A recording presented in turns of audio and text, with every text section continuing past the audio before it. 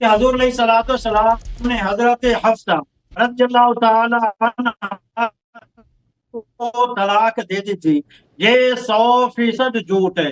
اگر آپ حفصہ کی طلاق کے متعلق بات کر رہے ہیں تو حفصہ کی طلاق کے متعلق بات کر رہے ہیں حفصہ کو طلاق نہیں ہوئی، یہ 100% جھوٹ ہے۔ یہ بخاری شریف میں لکھا ہوا ہے کہ طلاق حضور علیہ السلام نے کسی کو بھی نہیں دی تھی۔ بخاری شریف حدیث نمبر 51 ہے، اس میں یہ لکھا ہوا ہے کہ یہ بات مشہور ہو گئی تھی کہ جناب کیا نام ہے طلاق دے دی گئی ہے۔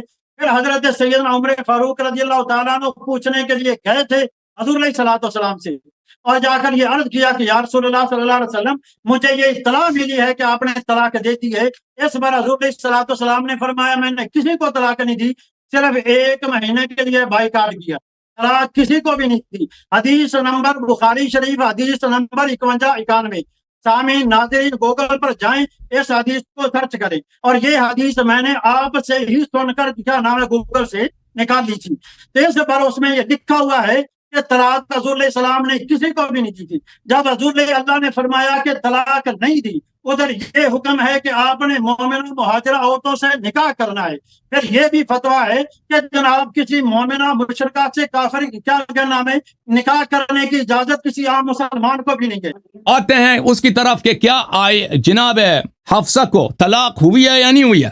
میرے بھائی ملاحظہ کریں، یہ کتاب ہے سنن ابی داؤد، صحیح سند کے ساتھ ابو داؤد اپنے سنت میں روایت کرتا ہے۔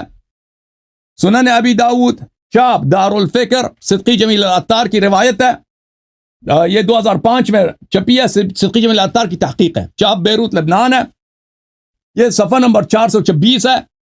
یہ دیکھو، آپ نے ایک حدیث میری زبان سے سنی، بقیہ حدیث نہیں سنی۔ ان ابن عباس عن عمر، ابن عباس خود عمر بن الخطاب سے روایت کرتے ہیں، ان رسول اللہ صلی اللہ علیہ وسلم طلق حفصہ، رسول اللہ صلی اللہ علیہ وسلم نے حفصہ کو طلاق دیا، ثم راجعها، پھر اس سے انہوں نے مراجعت کیا، طلاق دیا۔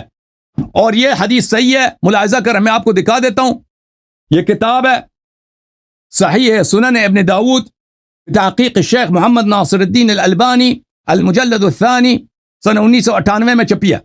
یہاں پہ آپ کو لے کے چلتے ہیں صفحہ نمبر 34 میں، یہ صفحہ نمبر 34 ہے، یہ حدیث نمبر ہے 2283، ان عمر ان رسول اللہ صلی اللہ علیہ وآلہ وسلم طلق حفصہ ثم راجعها، رسول اللہ صلی اللہ علیہ وسلم نے حفصہ کو طلاق دیا۔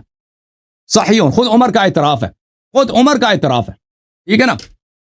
پھر آپ کہتے ہیں رسول اللہ صلی اللہ علیہ وسلم نے کسی کو طلاق نہیں دیا۔ یہ بخاری کی روایت میں آپ کو دکھا دیتا ہوں، یہ بخاری کی حدیث ہے، میں اس کھول دوں اس صفحے کو، بخاری ہے صحیح البخاری، چاپ دار الفکر بیروت لبنان میں سنہ 2001 میں چھپیا بھائی، کتاب الطلاق ہے،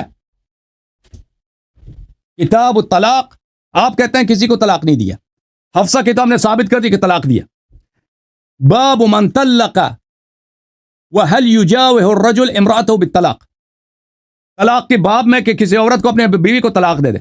یہ حدیث نمبر 5254 ہے، عائشہ سے روایت ہے، ان ابنۃ الجون لما ادخلت على رسول اللہ صلی اللہ علیہ وآلہ وسلم ودنا منها، ابنۃ الجون، جون کی بیٹی رسول اللہ صلی اللہ علیہ وسلم پہ داخل ہو گئے، یعنی شادی ہو گئی، زفاف کے لیے وہ داخل ہوتے ہیں اپنی دلہن پر، تو ایک کسی شخص نے ان کو سکھایا تھا کہ یہ الفاظ تم بولو غلط ہو، کیونکہ وہ ایک عورت تھی اور وہ حسادت کر رہی تھی، اس کو الفاظ غلط سکھائے تھے اس بیچاری عورت کو، تو اس نے کہا لقد اعوذ باللہ منک، اس عورت نے ابنۃ الجون نے رسول صلی اللہ علیہ وسلم سے کہا کہ میں اللہ کے آپ سے اللہ کی پناہ مانگتی ہوں، تو فقال لا لقد عذت بعظیم الحقی باہلک، رسول اللہ صلی اللہ علیہ وسلم نے اس کو طلاق دے دی اور کہہ دیا کہ تم نے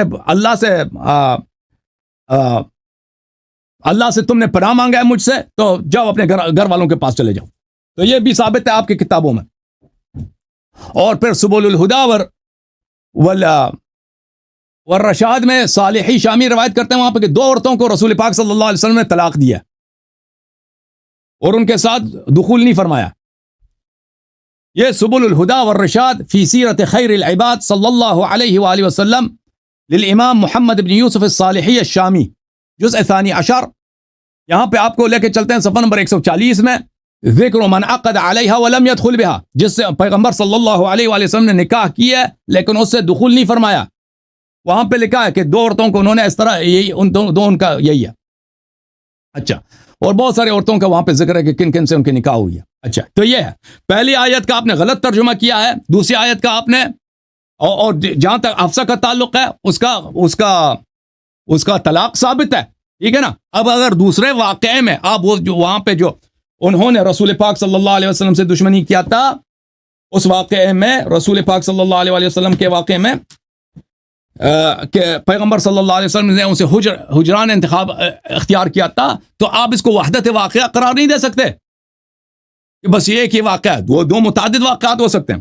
اب یہاں تک یہ اس بات کا تعلق. اب آتے ہیں اس بات کی طرف کہ کیا مشرک سے نکاح جائز ہے؟ مشرک سے نکاح جائز نہیں ہے، لیکن ایک عورت جو اسلام کا اظہار کرتی ہے، کہتے ہیں میں مسلمان ہوں اور دل میں مشرک ہے، اس سے نکاح جائز ہے شریعت میں. اور یہ سب مسلمانوں کا اس مسئلے پر اجماع ہے کہ منافق جو خالص منافق ہوتا ہے اس کا رسول پاک صلی اللہ علیہ وسلم نے نماز پڑھایا.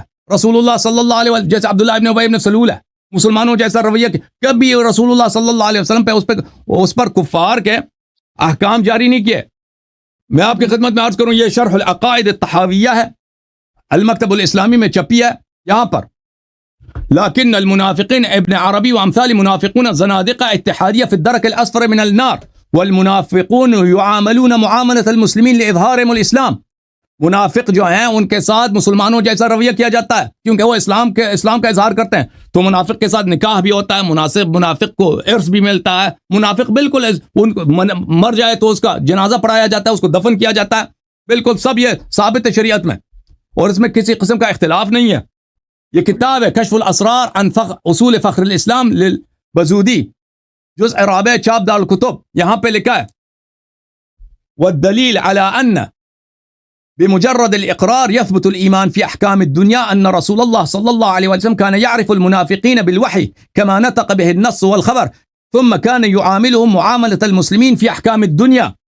رسول اللہ صلی اللہ علیہ وآلہ وسلم منافقین کو جانتے تھے اور ان کے ساتھ مسلمانوں جیسا معاملہ کرتے تھے احکام دنیا میں، حالانکہ وہ جانتے تھے کہ منافق ہیں، یہ کافر ہیں. اور دوسرے ہمارے پاس حوالے بہت موجود ہیں، ٹھیک ہے نا. تو منافقہ عورت کے ساتھ نکاح بالکل جائز ہے، نکاح مشرکہ کے ساتھ نکاح حرام ہے. اور منافق اور مشرک میں فرق کیا ہے؟ منافق یہ ہے کہ اسلام کا اظہار کرتا ہے، دل میں وہ مشرک ہی ہوتی ہے. اچھا،